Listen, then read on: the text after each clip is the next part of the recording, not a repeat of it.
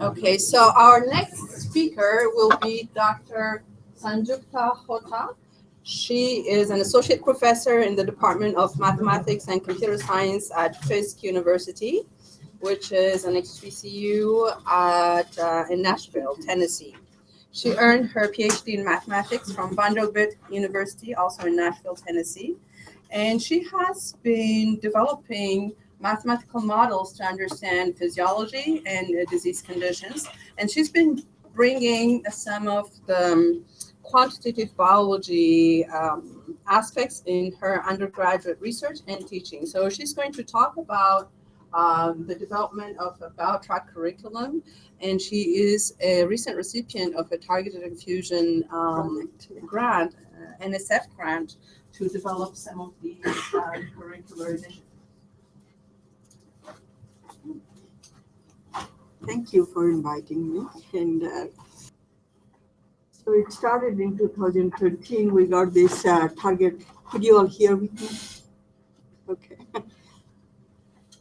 We got this TIP funding, and then we developed this bioinformatics and biomathematics curriculum in Fisk University just to enhance our undergraduate research and education. And we had 3 members in my project, myself, Dr. Chen from the computer science, and Dr. Names from biology department. So it's an interdisciplinary project. And the main components of this curriculum, first we wanted to develop courses.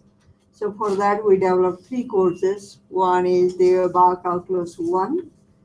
And for that our prerequisite was pre-calculus. And the second one was mathematical modeling.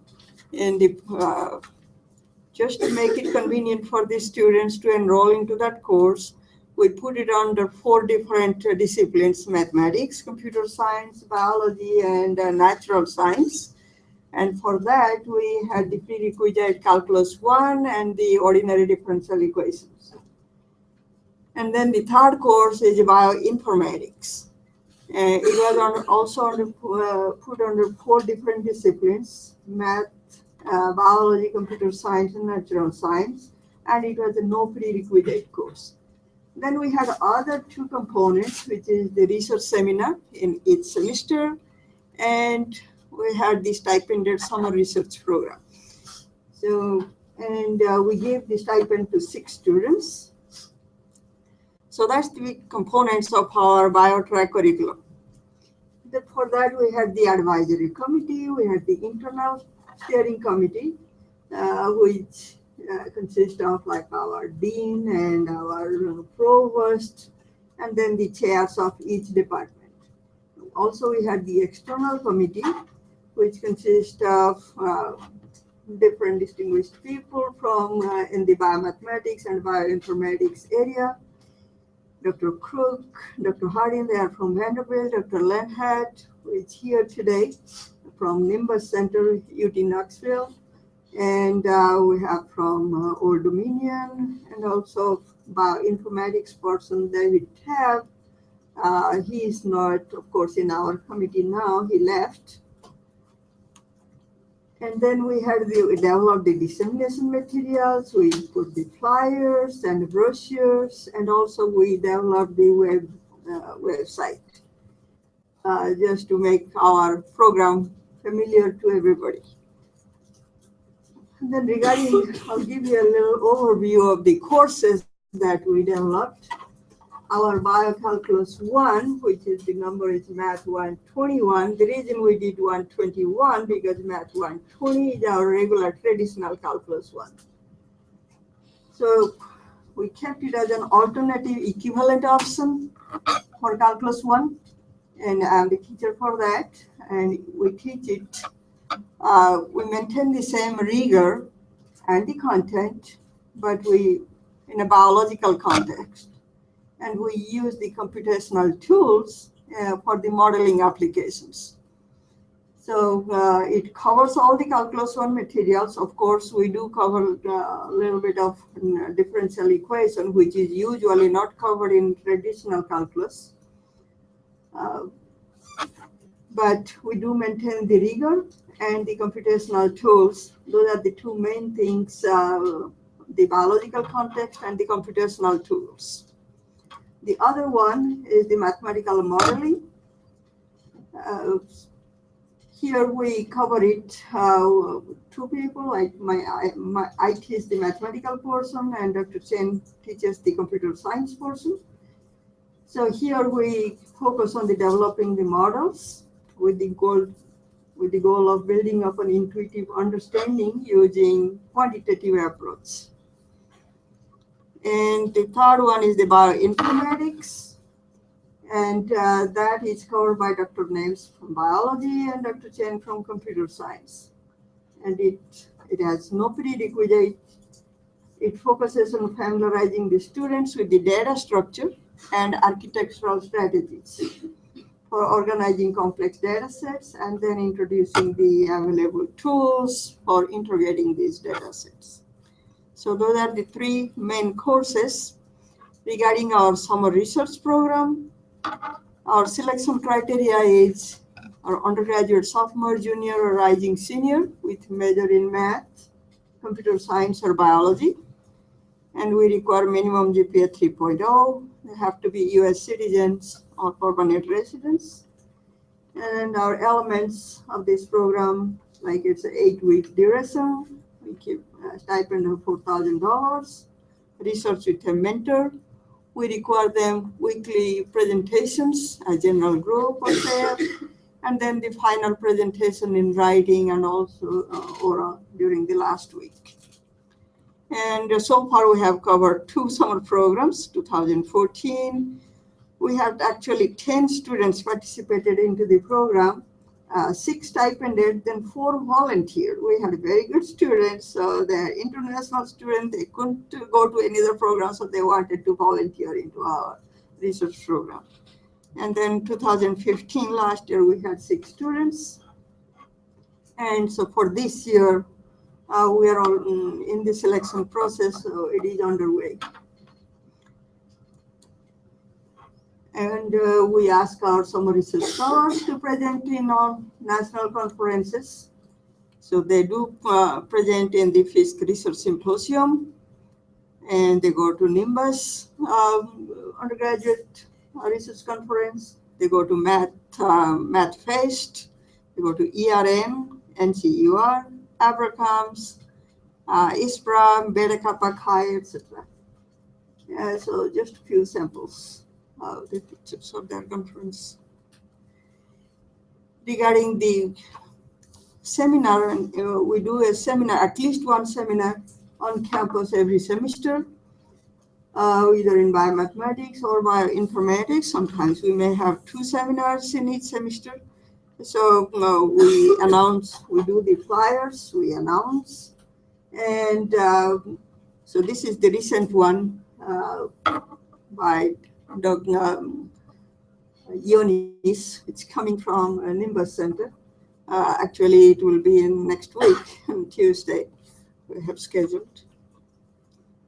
And we do the surveys for each course every semester, like this, the summer research program survey. We do the before and after. We ask them different type of questions in all different areas like bioinformatics, biomathematics, modeling or computational tools, presenting the research, engaging in research, forming their own research. So you can say the blue one is the before they started the program, and the red is after they start complete the program. Is the student self-assessed confidence level, so 1 through 10.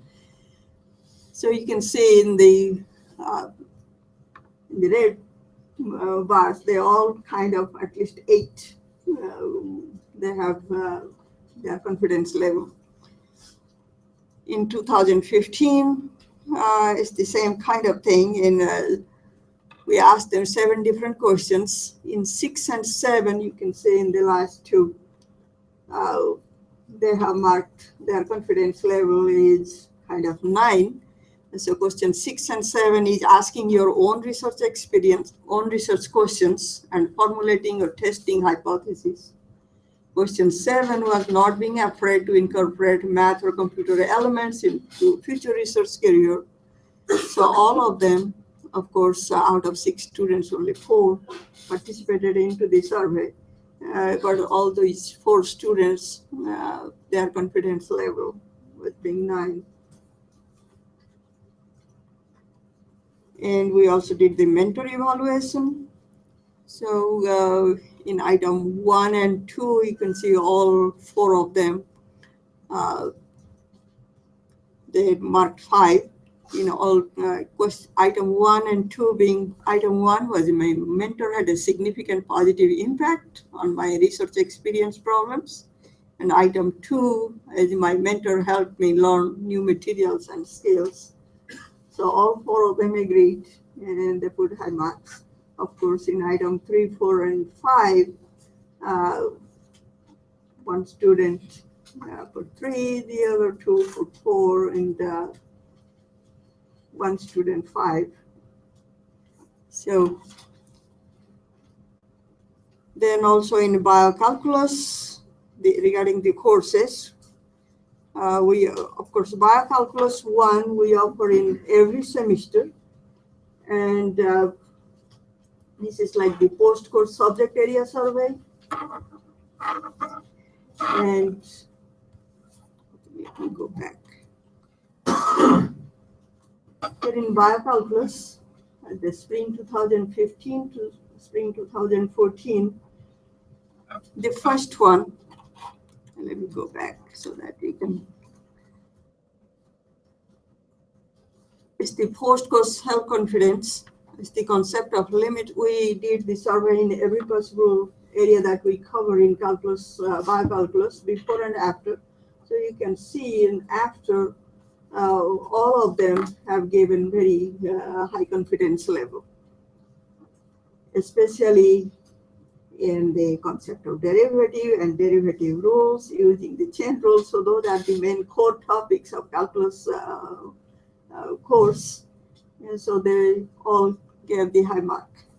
Then in spring 2014, we did a comparison with the traditional calculus and biocalculus. So the darker bar is for biocalculus and the lighter one for traditional calculus. Here you can see in the biocalculus, the number of aids is a lot more than in regular calculus. Of course, for regarding your B, kind of the same.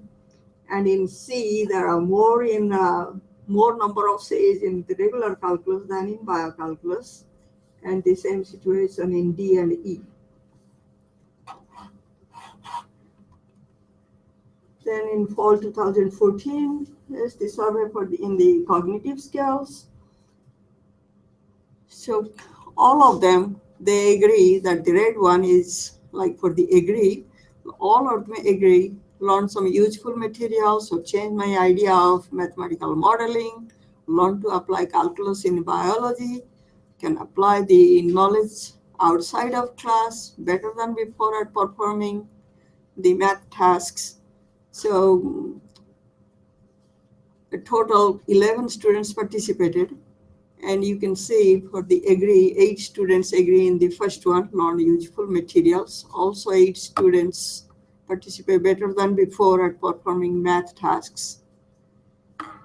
But in the other ones, of course, and changed my idea of math modeling. There are some disagree and agree, sort of equally distributed. 4 students disagree while 5 students agree. Only 2 students strongly agree. And in the third one, learn to apply calculus in biology, there are 2 disagree and there are 7 agreed, only 2 strongly agree. And can apply the knowledge outside the class, more disagree, 3 students disagree, and 7 agreed, only 1 strongly agree. So on average, the majority students agreed in all 5 different categories. So in the bioinformatics, we did also before and after study with 7 students participating, and did in all different areas of bioinformatics. So you can see in after this, their self-assessed confidence level is quite high after the program was over. And here in the mathematical modeling, it's also the before and after survey. So all these red bars, they're after the end of the course. So they have the, except for this one, it's kind of the average. So otherwise, it's more than 6 in all different categories. So I'd like to highlight some of the outcomes, especially successes. First, regarding the impact on students. So far, it has impacted 82 students. Let me just tell you a little bit about Fisk. I know Spelman is a small college, but Fisk is a very, very small university. We have only not even 800 students, less than 800 students. So our classrooms are small. Of course, in the freshman level, we get a little bit more, especially in the STEM classes, the number is small. So in math, calculus 1, in freshman, in the fall, maybe 2 sections, but in spring, less. And calculus 2, even smaller classes, calculus 3, even smaller. So the class size is small. So 82 students so far in the courses, that's a good number. And 60 out of that 82, 66 in the newly developed courses, and 16 in the summer research program so far. And out of that, 60% are female. And it has increased the awareness of the importance of the quantitative skills. And it has established strong foundation for the quantitative approaches, applications. And it has fostered quantitative and discovery-based learning. And it has engaged the Fisk students in research projects. And it has provided mentoring for students' participation and presentation in the conferences. And it has trained the students to develop models and use the bioinformatic tools.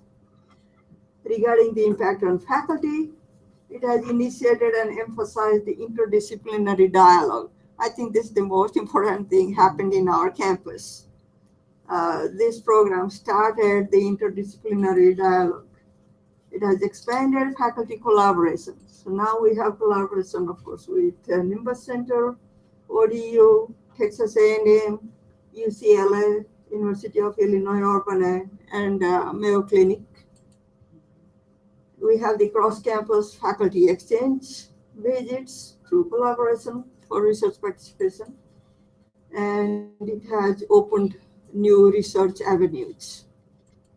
Regarding the institution, impact on the institution, it has expanded Fisk undergraduate curriculum through the development of new courses and addition of research program.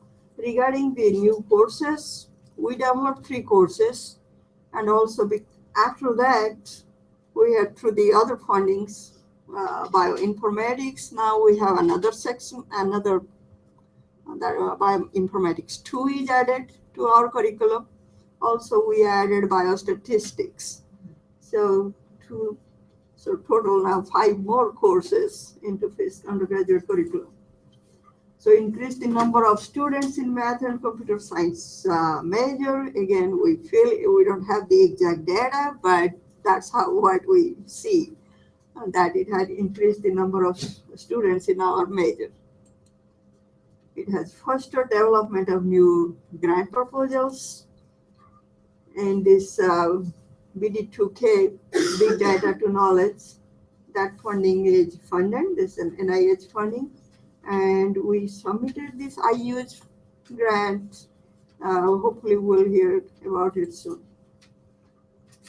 and it has fostered new interinstitutional partnership. So this one, Fisk, UCLA QBIO partnership. This is 2015 through 18. This partnership, this one, they will support 4 Fisk students to do the internship in their campus, and also partnership with Illinois Urbana-Champaign. They are also taking 6 students from our campus to do the internship in their campus. Also, they sponsor the faculty to um, enroll into courses and get the training.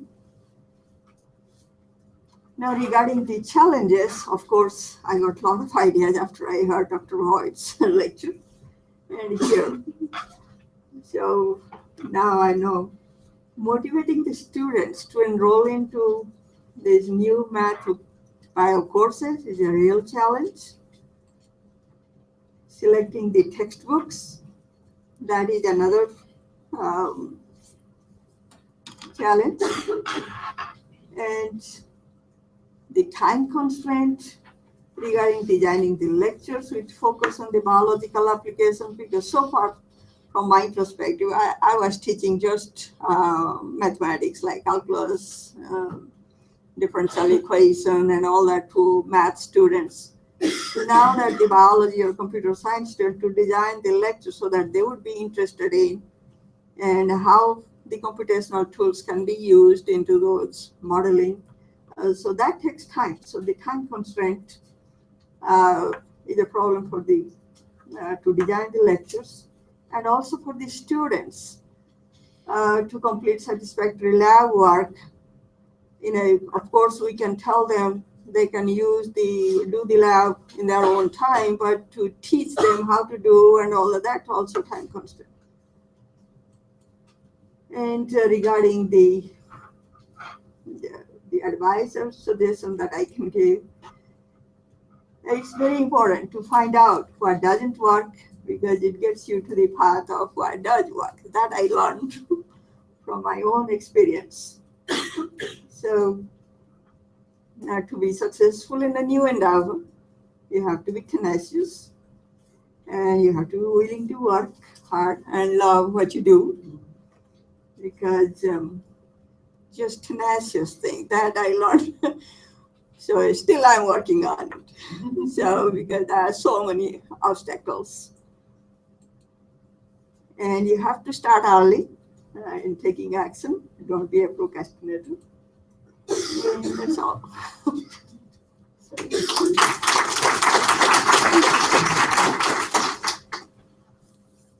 Question I would like to take. Yes.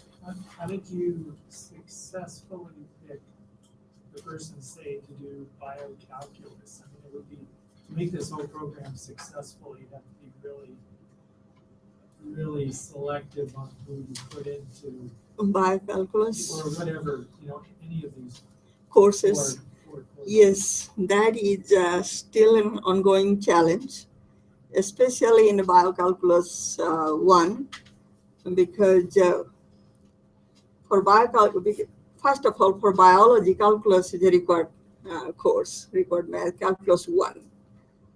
So that's the reason we kept it as an option for the biocalculus. Those who are in biology, they can take either in calculus 1 or biocalculus 1. And then mathematical modeling, that requires, of course, calculus. So far, we don't have any trouble to get students in mathematical modeling and bioinformatics. Because bioinformatics, there is no prerequisite.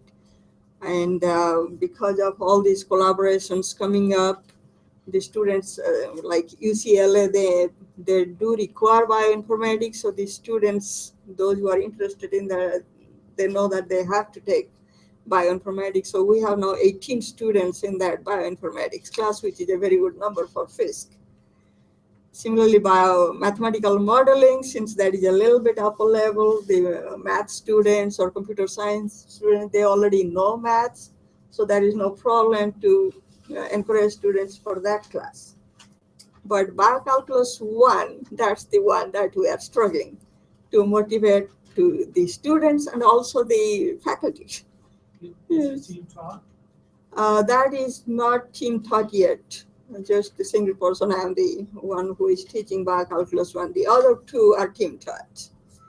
So I'm taking all the suggestions from our committee members, trying to modify every semester to put into to revise the course so that we can.